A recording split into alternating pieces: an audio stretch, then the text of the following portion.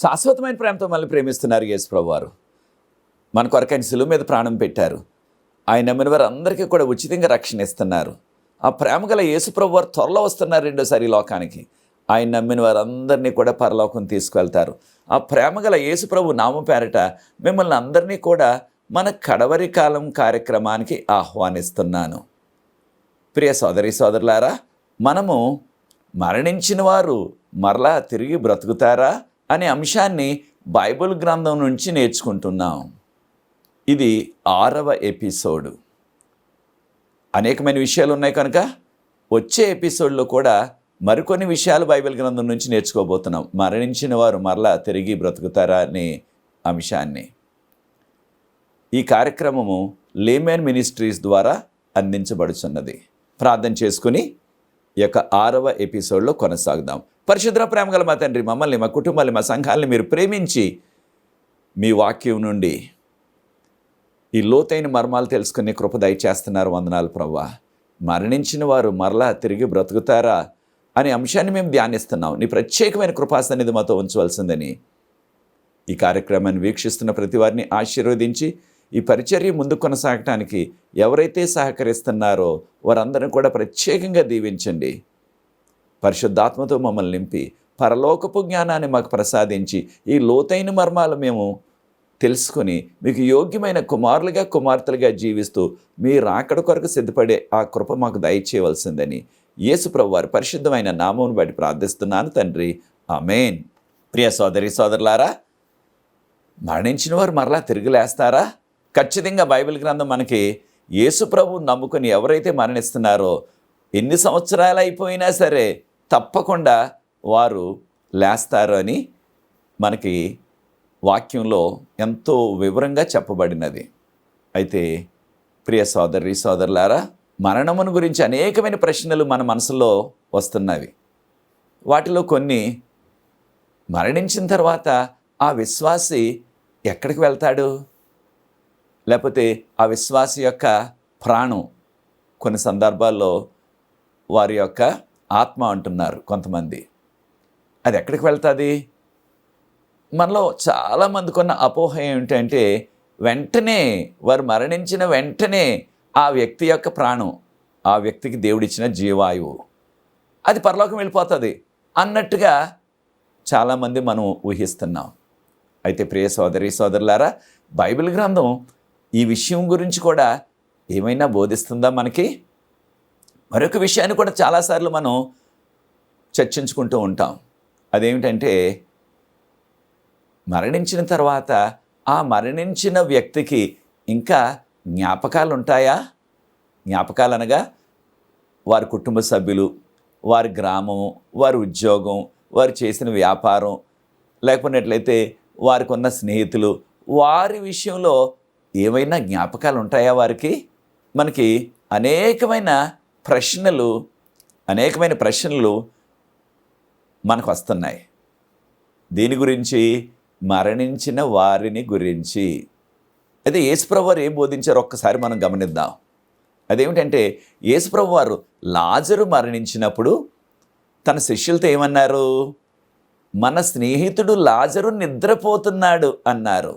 యోహాను సువార్త 11:11 ఇక్కడ మనం గమనిస్తున్న విషయం ఏంటంటే, యేసుప్రభు వారు మరణాన్ని నిద్రతో పోల్చారు.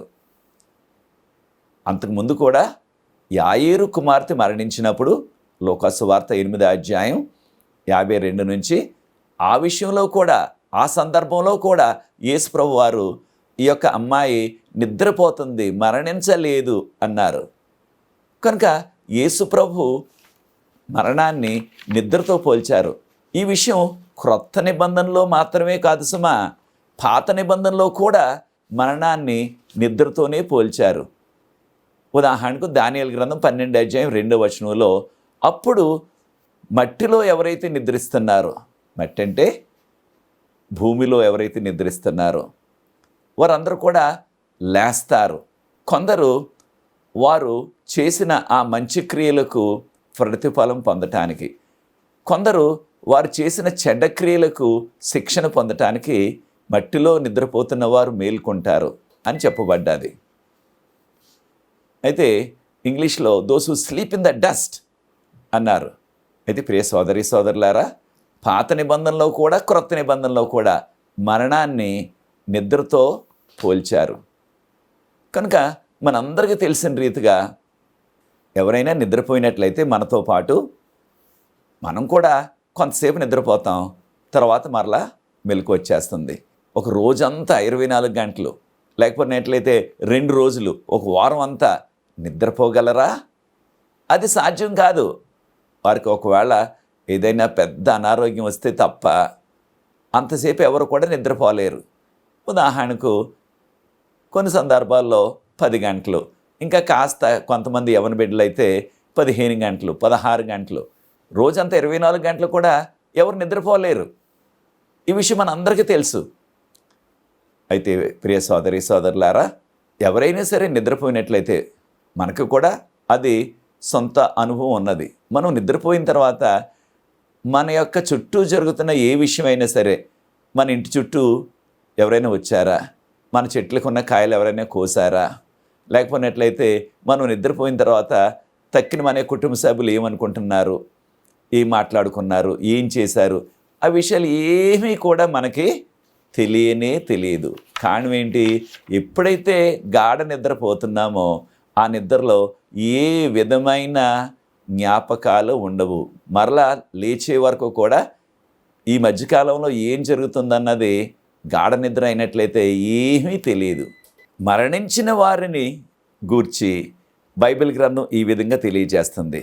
ప్రసంగి 9:5 గమనించినట్లయితే, బ్రతికున్న మనకు తెలుసు మనం ఒక దినాన్ని మరణిస్తామని, కానీ వారి కుటుంబంలో కానీ వారి స్నేహితులకు కానీ ఇక ఈ భూమి మీద జరిగే ఏది కూడా వారికి తెలియదు. వారి పేరు మరవబడుతుంది, వారి జ్ఞాపకాలు ఇక భూమి మీద నుంచి త్వరలోనే తొలగిపోతాయి. మనకు తెలుసు అనేక మంది ఎంతో ప్రఖ్యాతిగాంచిన ప్రజలు, ప్రఖ్యాతిగాంచిన వ్యక్తులు, దేశాలని రాష్ట్రాలని పరిపాలించిన వారు మరణించిన తర్వాత కొద్ది కాలం వారి జ్ఞాపకం చేసుకుంటాం. తర్వాత ఎప్పుడు వారి గురించి పెద్ద పట్టించుకోము. అప్పుడప్పుడు వారి పుట్టినరోజు లేకపోతే వారు చనిపోయిన రోజునో ఏదో కాస్త హడావుడి చేస్తూ ఉంటారు. అంతకు మించి వారు ఎంత గొప్పవారైనా సరే వారి పేరు మరవబడుతుంది. ప్రసంగి గ్రంథం 9:6 మనం గమనించినట్లయితే, మరణించిన వారు ఇక ఎవరిని కూడా ప్రేమించలేరు, ఎవరిని కూడా ద్వేషించలేరు. అనగా ఇక వారికి ఏ విధమైన జ్ఞాపకాలు లేవు. లేకపోయినట్లయితే ఫలానా వారు నాకు విరోధులు, వారి మీద ఏదో రీతిగా నేను కక్ష తీర్చుకోవాలా, వారికి హాని కలిగించాలా అనే ఆలోచనలు ఇక లేనే లేవు. ఈ విషయాన్ని మనం గుర్తించాలి ప్రియ సోదరి సోదరులారా. కారణం ఏంటంటే, మరణించిన తర్వాత ఇక ఏ విధమైన వారికి జ్ఞాపకాలు ఉండవు. అయితే ప్రియ సోదరి సోదరులారా, మన భాషలో అంటారు, ఎవరైతే గాఢ నిద్రపోతున్నారో నిద్రపోయిన వారు చనిపోయిన వారితో సమానం అంటారు. ఇక జరుగుతున్నవి ఏవి కూడా తెలియదు.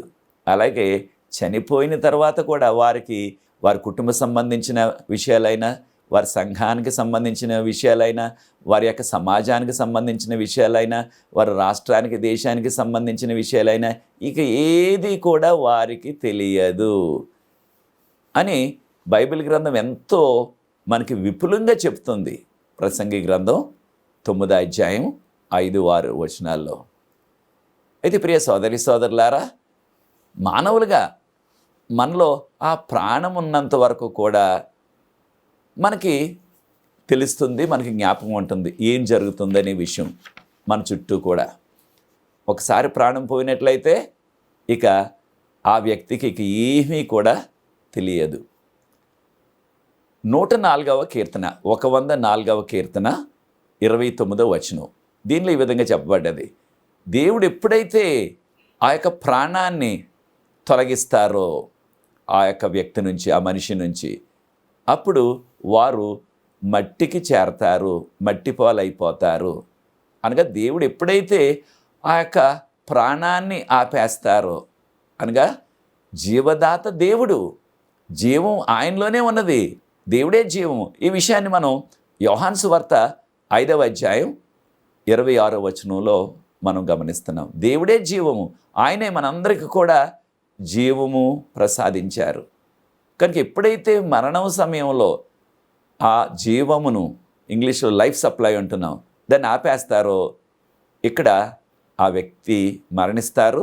ఒక రోజో 2 రోజులో 3 రోజులో పరిస్థితులను బట్టి ఆ వ్యక్తిని మనం మట్టిపాలు చేసేస్తాం, అనగా సమాధి చేసేస్తాం. అయితే ప్రియ సోదరి సోదరులారా, దేవుడు ఈ మాటలు ఆదాముతో చెప్పారు. ఆదాము అవ్వ దేవుడు తినొద్దన్న ఆ పండును తిన్న తర్వాత దేవుడు చెప్పిన మాటలు వారెంతో విచారంతో, దుఃఖంతో ఈ మాటలు విన్నారు. ఈ మాటలు మనకి ఆదికాండం 3:19 చెప్పబడ్డవి. ఆదామా, నిన్ను నేను మట్టి నుంచి చేశాను, ఒక దినాన మరలా తిరిగి నీవు మట్టి అయిపోతావు. హిబ్రూ భాషలో ఈ రోజుకు కూడా మట్టి అని అనాలంటే ఆ యొక్క హిబ్రూ పదము ఆదామా. ఆదామా ఆదామా అంటే మట్టి, ఈ రోజు వరకు కూడా హిబ్రూ భాషలో. అనగా దేవుడు ఆ మొదటి మానవుణ్ణి ఆదామా అని పేరుతో పిలిచారు. అనగా ప్రతిదినం కూడా ఆయన ఎవరు పిలిచినా సరే ఆయన యొక్క జీవితకాలంలో 930 సంవత్సరాలు జీవించారు ఆదాము గారు. ఆ 930 సంవత్సరాల కాలంలో ఎవరు ఎప్పుడు ఆయన కుటుంబ సభ్యులు కానీ తక్కిన వారు కానీ ఆదామాని పిలిచారంటే, ఆదామాని పిలిచినప్పుడు ఆయన వెంటనే గుర్తు చేసుకున్నది ఏమిటి? ఒక రోజున దేవుడు నన్ను సృష్టించక ముందు ఒక దినాన్న నేను మట్టి, ఇప్పుడు ఒక మానవుడిని అయ్యాను దేవుని యొక్క శక్తి వలన అన్నది ఆయన గుర్తించారు. అదే రీతిగా యోబు గారు ఏమంటున్నారో చూడండి. యోబు గ్రంథం 34:15. యోబు గ్రంథం 34:15 ఈ యొక్క శరీరం నశించిపోతుంది, ఈ యొక్క శరీరం కృషించిపోతుంది. అప్పుడు మానవులు మట్టికి చేరతారు, మట్టిపాలైపోతారు, అంటే సమాధి చేయబడతారు అని యోబు గారు కూడా చెప్పారు.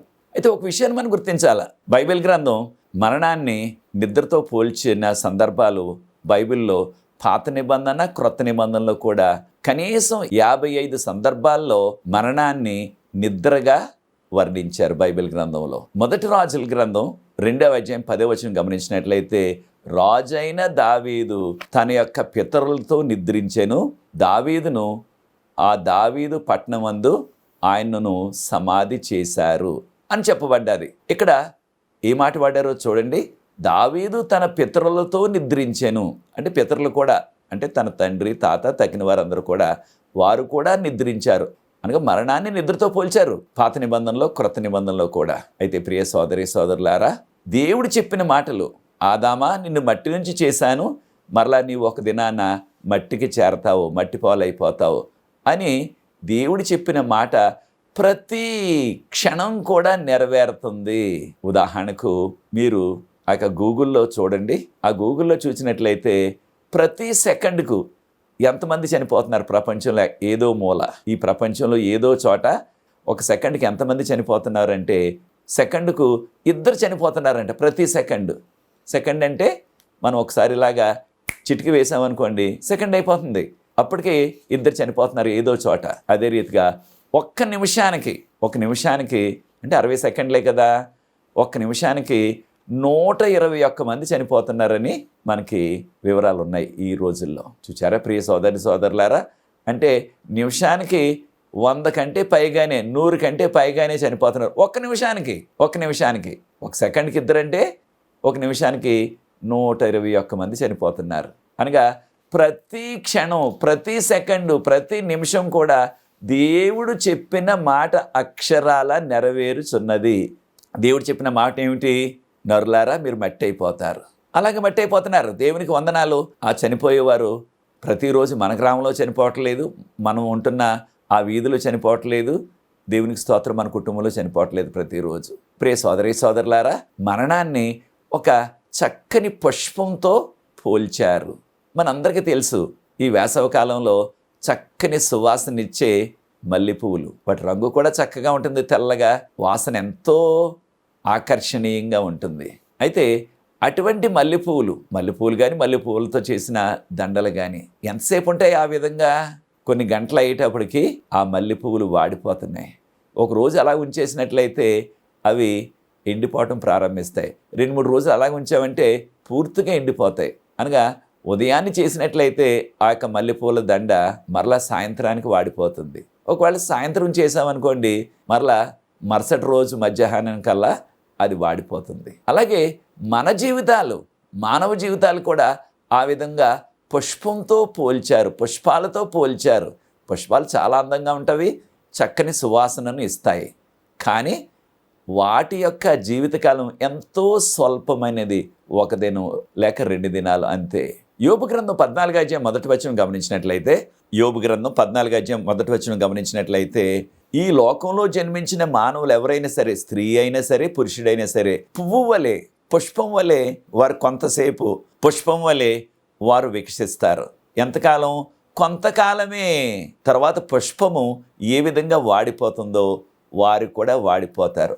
అనగా వారికి పెద్ద వయసు వచ్చేస్తుంది, ముసలివారు అయిపోతున్నారు, 1 దినాన్ని మరణిస్తున్నారు. మరొక విషయాన్ని కూడా మనం గమనించాలా. మనం జీవిస్తున్న ఈ యొక్క జీవితకాలం బైబిల్ ప్రకారంగా 70 సంవత్సరాలు, కాస్త ఎక్కువ వయసు ఉన్నట్లయితే 80 సంవత్సరాలు. కొన్ని సందర్భాల్లో అనేక మంది ఈ 70 సంవత్సరాలు కూడా వారు జీవించలేకపోతున్నారు, మధ్యలోనే వారు మరణిస్తున్నారు. మనం జీవించే ఆ 70 సంవత్సరాలు అనుకుందాం బైబిల్ ప్రకారంగా. దానిలో సగం, 70లో సగం అంటే 35 సంవత్సరాలు. దాదాపుగా ఏం చేస్తాం? సగం నిద్రకే సరిపోతుంది కదా. ఈ 70 సంవత్సరాల్లో సగ భాగం నిద్రకే. తక్కిన సగం అనగా ఆ మిగిలిన 35 సంవత్సరాలు వారి చదువులు, వారి యొక్క ఉద్యోగాలు, వారి వ్యాపారాలు, వారి యొక్క సంసారం, వారి యొక్క ఈ లోకంలో చేసే పనులు. అంటే సగం నిద్రకే వెళ్ళిపోతుంది. ఇంకా కొంతమంది కాస్త ఎక్కువ నిద్రపోయేవారు ఉంటున్నారు, వారికి ఆ సగం కూడా చాలటం లేదు. అయితే చూడండి, మనం ఎప్పుడైనా సరే ఉదయం బయటకు వెళ్ళక ముందు చక్కగా సిద్ధపడి అద్దం దగ్గర అన్నీ కూడా చూసుకుంటాం. తల సరిగా ఉన్నదా లేదా, పౌడర్ సరిగా ఉన్నదా లేదా అన్నీ కూడా చూసుకుంటాం. మన వస్త్రాలన్నీ కూడా. ఎంతసేపు నిలబడతాం అద్దం దగ్గర? కొంచెం సేపే కదా. ఆ విధంగా మనకున్న గణాంకాల ప్రకారంగా ఒక వ్యక్తి జీవితంలో ఆ అద్దం దగ్గర నిలబడి సిద్ధపడే ఆ సమయం కనీసం లేదంటే 70-80 రోజులు పడుతుంది అంటున్నారు. అంటే ఒక వ్యక్తి జీవితంలో జీవించే ఆ 70 సంవత్సరాల కాలంలో 70-80 రోజులు, ఆ 70 సంవత్సరాల్లో ఒట్టి అద్దం ముందు నిలబడటానికి, సిద్ధపడటానికి వినియోగిస్తున్నారు చాలామంది. దాంతోపాటు మరలా ప్రయాణాలు చేయాలా, మనం చదువుకోవటానికి స్కూల్కి, కాలేజీకి వెళ్ళాలా, ఉద్యోగానికి వెళ్ళాలా, లేదా వ్యాపారానికి వెళ్ళాలా. మరి ఆ ప్రయాణ సదుపాయాలు, ఆ ప్రయాణం చేసే ఆ యొక్క సమయం, అది కూడా ఒక ప్రాముఖ్యమైన భాగమే. అయితే ప్రియ సోదరి సోదరులారా, మనము దేవుని యొక్క బైబిల్ గ్రంథం చదవటానికి, అలాగే ప్రార్థన చేయటానికి ఎంత సమయాన్ని గడుపుతున్నాం మన యొక్క జీవితకాలంలో? ప్రతిదినం కూడా తక్కిన విషయాలకు చాలా ఎక్కువ గడుపుతున్నాం మనం. ఇటీవల కాలంలో ఆ టీవీ చూడటానికి, మొబైల్ చూడటానికి, ఆ సీరియల్స్ చూడటానికి, లేకపోయినట్లయితే రకరకాల ఆటలు, క్రికెట్టు, ఆ ఫుట్బాలు, రకరకాల ఆటలు చూడటానికి గంటలు గంటలు మనం వినియోగిస్తున్నాం. వాక్యం చదవటానికి, ప్రార్థన చేయటానికి, ఆరాధనలో పాల్గొనటానికి ఎంతసేపును మనం కేటాయిస్తున్నాం ప్రియ సోదరి సోదరులారా. అయితే ఒక విషయాన్ని కూడా మనం గమనించాలా. అదేమిటంటే, మరణం అనేది ఎవరికి కూడా ముందుగానే చెప్పి రాదు. వారికి ఎంతటి అనారోగ్యం ఉన్నప్పటికీ, కొన్ని సందర్భాల్లో క్యాన్సర్ వచ్చినప్పటికీ డాక్టర్లు చెప్తున్నారు, నీకు ఇక 6 నెలలే సమయం ఉంది, లేదా 3 నెలలే ఉన్నది, 1 నెలే ఉన్నది అని వైద్యులు చెప్తారు. అయితే కొన్ని సందర్భాల్లో వైద్యులు చెప్పిన దానికంటే ఎక్కువ కాలం వారు జీవిస్తున్నారు. అంటే తప్పకుండా వారికి మరణం వస్తుందని తెలుసు, కానీ ఏ రోజున వస్తుందన్నది వైద్యులు కూడా చెప్పలేరు. కనుక ప్రియ సోదరి సోదరులారా, మరణం అనేది హఠాత్తుగా వస్తుంది. మరణానికి ఇక వయసు తారతమ్యం లేదు. పెద్ద వయసు, మధ్య వయసు, చిన్న వయసు, చిన్న బిడ్డలు, అటువంటి తారతమ్యం లేదు. అన్ని రకరకాల వయసుల వారు కూడా మరణిస్తారు. అయితే క్రైస్తవులుగా, విశ్వాసులుగా మనకున్న ఒక అపోహ ఏమిటంటే, మరణించిన వెంటనే ఆ మరణించిన వ్యక్తి యొక్క ప్రాణం, కొన్ని సందర్భాల్లో ఆత్మ అంటున్నారు, అది దేవుని దగ్గరికి వెళ్ళిపోతుంది అన్నట్లుగా వారు ఊహిస్తున్నారు. అది సరికాదు. నా సతీమణి 2020 జూలై ఆఖరి దినాన్ని మరణించారు. అయితే తను మరణించిన తర్వాత అనేక మంది, మీలో కొందరు కూడా వర్తమానాలు పెట్టారు, కొంతమంది బాగా తెలిసిన వారు ఫోన్ చేశారు. అయితే దాదాపుగా అందరూ చెప్పిన ఆ యొక్క వాదార్పు మాటలు ఏమిటంటే, అయ్యా మీరు దుఃఖించొద్దు, అమ్మగారు యేసు ప్రభు దగ్గరికి వెళ్ళిపోయారు, పరలోకంలో ఉన్నారు, ప్రభు సన్నిధిలో ఎంతో ఆనందిస్తున్నారు. మీరు దుఃఖించొద్దు, ఈ భూలోకంలో మీరు దుఃఖించొద్దు, వారి గురించి వారు ప్రభుతోనే ఉన్నారు ఇప్పుడు అన్నట్లుగా చాలామంది వర్తమానాలు పెట్టారు, చాలామంది ఫోన్ చేసి చెప్పారు. అయితే బైబిల్ కాలేజీలో బోధిస్తున్న ఒక ప్రొఫెసర్గా, అదే రీతిగా వాక్యాన్ని బోధిస్తున్న ఒక పాస్టర్గా వెంటనే అంత దుఃఖంలో కూడా నాకు వచ్చిన ఆ యొక్క ప్రశ్న ఏమిటంటే, వీరు చెప్తున్న విషయం బైబిల్ గ్రంథంలో ఎక్కడైనా ఉన్నదా? ఏం చెప్తున్నారు విషయాలు? మీరు దుఃఖించొద్దు, మీ సతీమణి గారు ప్రభువు దగ్గర ఉన్నారు, పరలోకంలో ఉన్నారని.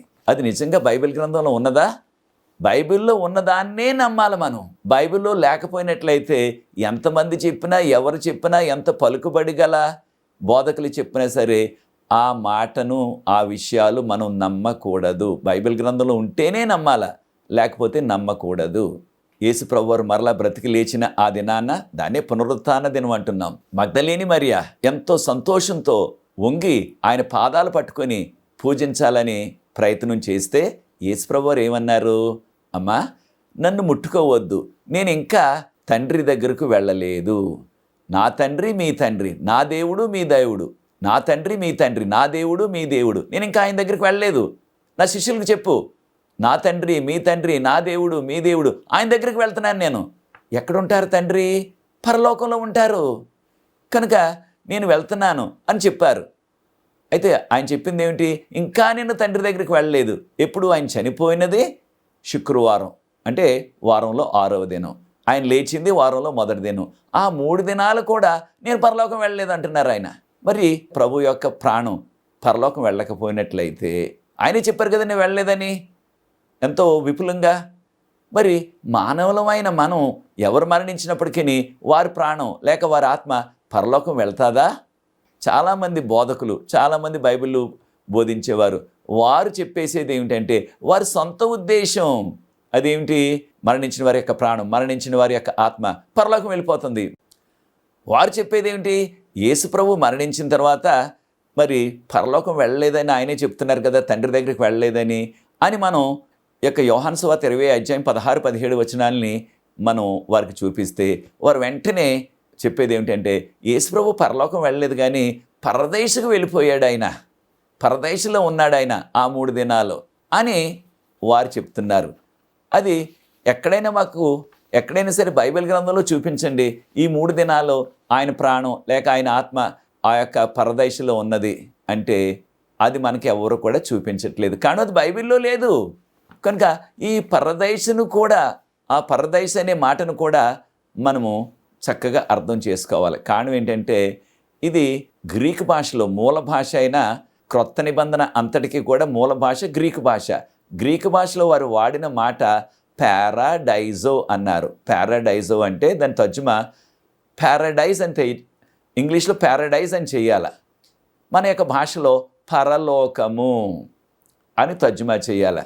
కానీ తర్జుమాకారులు దానిని పరలోకమని తర్జుమా చేయకుండా పరదైసు అని తర్జుమా చేశారు. ఇది మనకు వచ్చిన తర్జుమాదారుల ద్వారా వచ్చిన సమస్య. పరదైస్ అనేది ఎక్కడున్నది, అక్కడ ఏమేమి ఉంటుంది అనే వివరాలు బైబిల్ గ్రంథంలో ఎక్కడా కూడా లేవు. ఈ విషయాన్ని మనం గుర్తించాలి ప్రియ సోదరి సోదరులారా. వచ్చే ఎపిసోడ్లో ఈ విషయం గురించి, అనగా పరదైసుని గురించి బైబిల్ గ్రంథం ఏం చెప్తుంది, పరదైసు ఎక్కడున్నది అనే విషయాలు కూడా మనం వివరంగా బైబిల్ గ్రంథంలో నేర్చుకుందాం. కారణం ఏంటంటే చాలామందికి ఉన్న అపోహ ఏమిటంటే మరణించిన వెంటనే ఆ విశ్వాస యొక్క ప్రాణం లేక ఆత్మ పరలోకం వెళ్ళిపోతుందని అంటున్నారు. మనం యేసు ప్రభు నేను పరలోకమే వెళ్ళలేదన్నారు కదా అని చూపిస్తే అప్పుడు వారు ప్లేట్ మార్చి మాట మార్చి ఆ పరదేశంలో ఉంటుందండి ఆ ఆత్మ 2వ రాకడ వరకు అంటున్నారు. ఆ విషయాలు కూడా మనం బైబిల్ గ్రంథం నుంచి వచ్చే ఎపిసోడ్లో 7వ ఎపిసోడ్లో మనం నేర్చుకోబోతున్నాం. కనుక ప్రియ సోదరి సోదరులారా, మనం గుర్తించవలసింది ఏమిటంటే మరణం అనేది ఒక నిద్రతో పోల్చారు మరణాన్ని. నిద్రపోయిన వారు తప్పక లేస్తారు కొంత సమయం తర్వాత. అలాగే యేసుప్రభు నమ్ముకుని ఎవరైతే మరణిస్తారో వారు తప్పక మరలా బ్రతుకుతారు. ఎలాగా? మహిమ శరీరాలతో, వట్టి శరీరాలు కాదు, పెద్ద వయసు వచ్చేసి ముసలితనంలో ఉన్న ఆ యొక్క శరీరంతో కాదు, మహిమ శరీరాలతో లేస్తారు. అది నీ నిర్ణయమైనట్లయితే, దాన్ని నువ్వు నమ్మినట్లయితే నాతో ఏకీభవించండి, ప్రార్థించి ఈ యొక్క 6వ ఎపిసోడ్ ముగిస్తాను. వచ్చే ఎపిసోడ్లో 7వ ఎపిసోడ్లో అనేకమైన విషయాలు మనం నేర్చుకోబోతున్నాం బైబిల్ గ్రంథం నుంచి. 7వ ఎపిసోడ్లో మరికొన్ని విషయాలు, మరణించిన వారు మరలా తిరిగి బ్రతుకుతారా అనే అంశాన్ని, ఈ పరదేశం గురించి బైబిల్ గ్రంథంలో నేర్చుకుందాం మనం. ప్రార్థన. పరిశుద్ధ ప్రేమగల మా తండ్రి, మీకు స్తుతులు స్తోత్రాలు వందనాలు చెల్లిస్తున్న మమ్మల్ని, మా కుటుంబాన్ని, మా సంఘాలను మీరు ప్రేమించి అనేకమైన లోతైన మర్మాలు బైబిల్ గ్రంథం నుంచి మాకు బోధిస్తున్నారు ప్రభావ. మీకు స్తోత్రాలు చెల్లిస్తున్నాం. మిమ్మల్ని నమ్ముకుని ఎవరైతే మరణిస్తున్నారో తప్పకుండా వారు మరలా మహిమ శరీరాలతో మీ 2వ రాకడలో లేస్తారని మీ వాక్యం నుంచి నేర్చుకున్నాం ప్రభా. ఈ వాక్యాన్ని వీక్షిస్తున్న ప్రతి వ్యక్తిని, కుటుంబాన్ని ఆశీర్వదించండి. ఈ పరిచర్య ముందు కొనసాగడానికి ఎవరైతే సహకరిస్తున్నారో వారందరినీ కూడా ప్రత్యేకంగా దీవించవలసిందని, మీకు యోగ్యమైన కుమారులుగా కుమార్తెలుగా జీవిస్తూ త్వరలో మీరు వస్తున్నారు ప్రభా. 2వసారి ఆ ఎత్తబడే జనాంగంలో మేమందరం ఉండే కృప మాకు అనుగ్రహించమని యేసు ప్రభువారి పరిశుద్ధమైన నామమును బట్టి ప్రార్థిస్తున్నాను తండ్రి, ఆమేన్. ప్రియ సోదరి సోదరులారా, ప్రభు మిమ్మల్ని ప్రత్యేకంగా దీవించుగాక. ప్రభు మిమ్మల్ని ప్రేరేపించినట్లయితే ఈ పరిచర్య ముందు కొనసాగడానికి మీరు కూడా సహకరించండి. తెర మీద వచ్చే నంబర్కు నన్ను సంప్రదించినట్లయితే మీకు వివరాలు అందిస్తాం. మనకు ప్రార్థనా బృందం ఉన్నది, విజ్ఞాపన ప్రార్థన చేస్తున్నాం, అనేకమైన జవాబులు ప్రవహిస్తున్నారు. ఈ అవకాశాన్ని మీరు కూడా సద్వినియోగం చేసుకోండి. God bless you.